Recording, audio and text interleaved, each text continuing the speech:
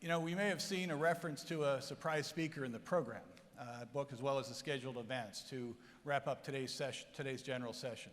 Believe it or not, we were able to get a former president of the United States to join us here today.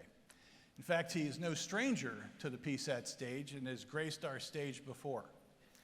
Long a champion of township government, he wanted to visit to encourage your efforts in government closest to the people. Ladies and gentlemen, please welcome our former president.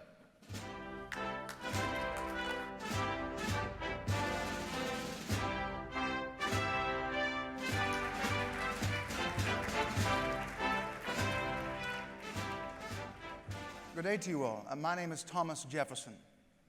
It's a pleasure to make all of your acquaintances. You know, it's been a long time since I've had to wield one of these. When I was vice president, I had to use one when presiding over the Senate. As you know, the job of the vice president of the United States is more than just checking on the president every day to see if he is still alive. It is the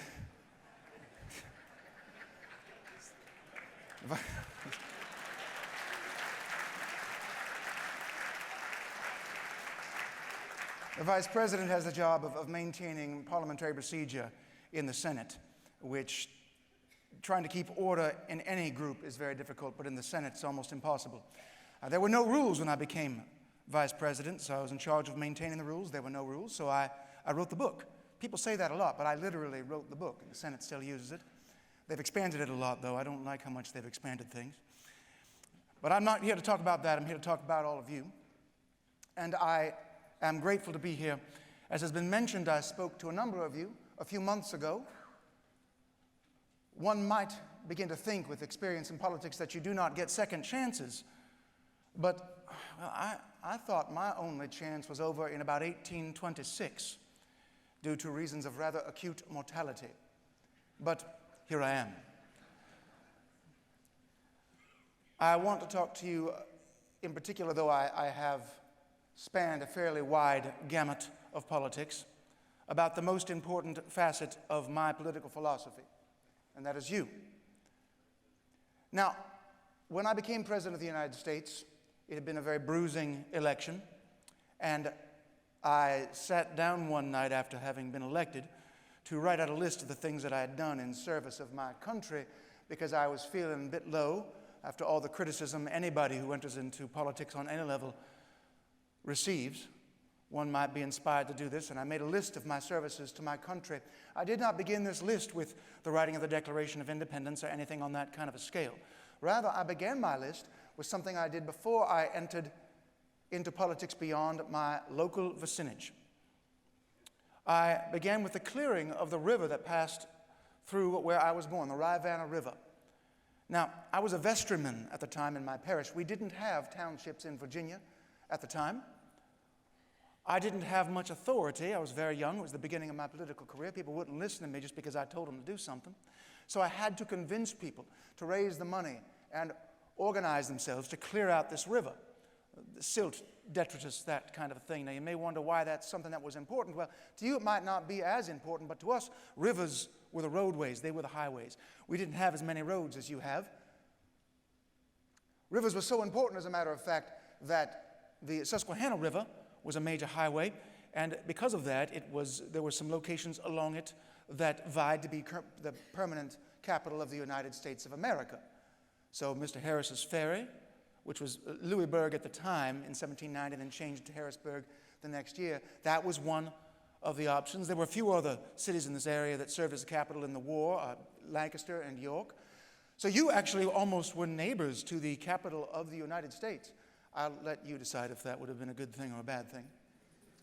But these rivers were very important. They were the highways. I was able to organize the clearing of the Rivanna River so that we could carry our goods from Charlottesville down to the James River, and then to Williamsburg, beyond, and to the rest of the world for our trade. I continued in my political career beyond that list, and also that I made when I sat as president, that moment of service that I made, into other things as well as I went on. Obviously, the Declaration of Independence, but I'm going to skip past that for now, not because of it lacking in any value, but because we're limited in time, and I know I have to keep track of that. You think it's difficult to keep track of time right now. You wait until you pass 200 years of age. I kept my interest in local government, though, throughout my service to the United States. As a matter of fact, many of you carry upon yourselves, on your calling cards, you carry references to something that I wrote about it. You see, when I became president, and after that, I was pushing for the creation of local governments in Virginia and some other southern states that didn't have the townships that some of the northern states had. I called them wards and hundreds. In New England, they were called townships, but I would often use the word ward. It meant the same thing. And many of you have on your persons the following thing that I wrote in 1816 to Samuel Kercheval.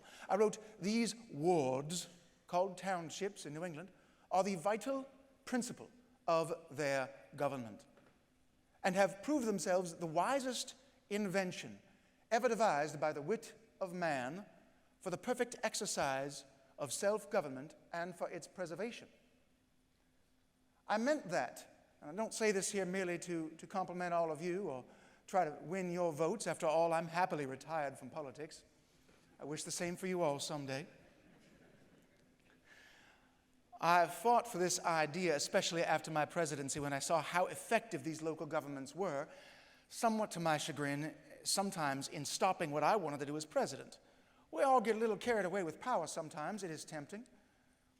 And that is part of why I wanted local governments to be the center of power in the United States.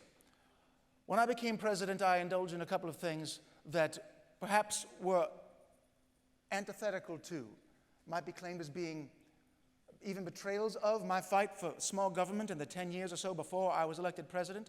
One of those things was I signed into law the creation of the first national road, beginning in Maryland, Cumberland, Maryland, making its way up through the western portions of Pennsylvania and on through Ohio, eventually out to St. Louis and a little bit beyond. This was, strictly speaking, something that could be considered to be not constitutional, but I realized it was so very important that I pushed it through anyway and decided to push myself to the judgment of the American people as to whether or not they thought that I'd done a good idea. I also did some other things that one might accuse me of being Hamiltonian in nature. When I say Hamiltonian, it's an obscure historical figure that we won't spend any time on. Alexander Hamilton, don't worry about him. He's not someone I'm sure Americans will remember much about hundreds of years from my time. But he wanted to emphasize big government, from the top down, the federal city outward, rather than from all the local governments telling the federal government what to do. I also pushed through something else while I was president that Mr. Hamilton might have gloated over if he had lived long enough to gloat. He left the stage a bit earlier than planned. It's complicated. The point is, I doubled the size of the United States of America with the Louisiana Purchase, again, arguably constitutional, and then sent out Lewis and Clark to explore it and other exploratory missions. Lewis and Clark followed the Missouri River to the Rocky Mountains, which we thought were about the size of the Appalachian Mountains at the time. We didn't know. Turns out they're a little bigger, but we didn't have any maps. It was unexplored territory. And then to the Columbia River. The idea was to find a northwest passage connecting the eastern coast of the United States to the western coast with just a portage of maybe 2 days over that mountain range out west. It didn't turn out the way I wanted. But the point was they followed the rivers because, again, those were the highways. That is what connected Americans while we were still building our roads like the National Road. I engaged in these activities as President of the United States, not with an eye of expanding the power of the federal government, though I was expanding the United States. But the idea was I was connecting all of the local communities that were located along the way from coast to coast. My theory of our national government is what I called the Empire of Liberty. And it works this way. The further away from local government you get, the less power those governments have. So the federal government only has control over things that involve the entire nation, warfare, international trade, that kind of thing. And with each step, as you get closer to the local government, to someone's front door, there's more power to make more decisions, until ultimately each individual citizen is master of their own home, of themselves in the privacy of their own home. We didn't have a crucial step for it, though, what I called wards, what you called townships, in Virginia at the time. And this was something that was missing, and it was a key to my plan. And here's why it was so key. Because while I was president, I didn't have to veto any laws. And it wasn't because I had enough votes and I could force things through. It's because I invited politicians from both parties to come and dine at the presidential mansion. And the rule was we couldn't talk about politics till after the meal was over. So we got to know each other. I learned not to mix the parties at those dinners. I had to have one party or another at a time after I learned the hard way. But because of those conversations, by the time those laws got to my desk, those bills got to my desk to sign, the negotiations had already happened and we understood each other. I didn't have to veto a single law. It was because of those conversations. Alexander Hamilton, though I have criticized him and we disagreed, we came together for the placement of the Capitol. Either I'm sorry or you're welcome. It wasn't nearby where we are right now in Pennsylvania. It was a bit further south. And we did so over one of those dinners. It was in New York City, which was the capital at the time, where we were able to have conversation. I did this after my time in France throughout my political career. And what I realized was those conversations, if we rely on them happening in a distant federal government, two things are going to happen. One, there won't be many of them. And two, if we have the federal government being that which holds all the power, the further from that government our individual state governments get in this empire liberty, the less control the individual people have over that government. And then the less connection they feel they have with that, and the less American they feel, and it all tears apart. But if we centralize the majority of power in those local governments, in those townships, then those conversations can happen over dinners all over this country. And then those people vote for the next level up, and those have conversations, and the next level up, until finally, by the time people are being voted for the highest levels of government, they are of a character and of a virtue and of a reasonable nature that is the result of countless conversations in local homes all across the country. So my emphasis saying that these townships, these wards, are the most perfect invention ever devised by the mind of man for the preservation of our liberty and of our self-government, were not based upon people wielding power in their local government and forcing other people to do what they want them to do, just like you're accustomed to big government doing. What they're contingent on is that technique that I used in my political career, that you, more than any of those people in Mr. Harris's Ferry or in the federal city, you are capable of doing something that wields more power than they can imagine. Inviting your citizens to come and knock on your front door, or better yet, you go knock on their front door, and having those conversations. So by the time the message reaches the highest levels of government, you have inevitably, conversation by conversation, front door to front door, molded and controlled what that message is and how that power is wielded. Thus, my friends, as I run out of time here, and this time, oh well, I'm used to running out of time, as you know. It's been a few hundred years. I will conclude with that device that I showed you earlier that may seem antiquated to you. I know many of you have devices that you keep with you that keep time down to the fraction of a second in your pockets that coordinate with each other. In our day, this was the most advanced form of technology. On July 4th, 1776, when we were able to sign that Declaration of Independence, John Adams said we had made 13 clocks strike as one. And that meant something that was almost technologically impossible. I understand you have those devices that give you almost instantaneous access to all the collected wisdom and knowledge of mankind, but that most of you use them predominantly for arguing with strangers and looking at pictures of cats. Well, do not be distracted by the antiquated nature of this. You are more advanced than we are. You've taken your chronological precision beyond my dreams. But I ask you this, with all of your advances in your technology and speeding up of your roads, expansion of your roadways, have you improved in your ability to get all of your clocks to strike as one as we did in 1776? I will tell you this, it doesn't matter what technology you have. It doesn't matter how fast your carriages are or how many horses you're able to hide inside those carriages. I can't see any outside in your stables. The same thing that will get you to be able to coordinate those clocks now and then set the time in the federal city and in Mr. Harris's Ferry is the very same thing that enabled us to do that in 1776. We had those conversations in 1776 in the City Tavern in Philadelphia. In New York City, I had them at 57 Maiden Lane, where I was living with Mr. Hamilton and Mr. Madison.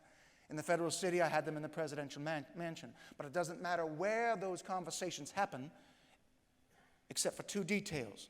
One, that they happen, and two, that every citizen who has the ability to do so hosts them. And you come to those agreements, and you work together to set your timepieces and move that up then to the highest levels of government.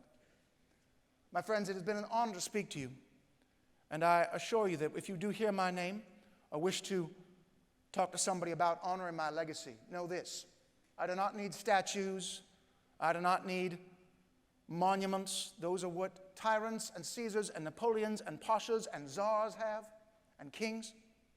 The greatest monument I could hope for the best part of my legacy is all of you, the citizens of this United States who give up their peace and their time to bring the decisions and greatness of this nation to the very front doors of their fellow American citizen, and who invite those citizens to come to their front doors as well. I thank you, my friends. It was a pleasure speaking to you.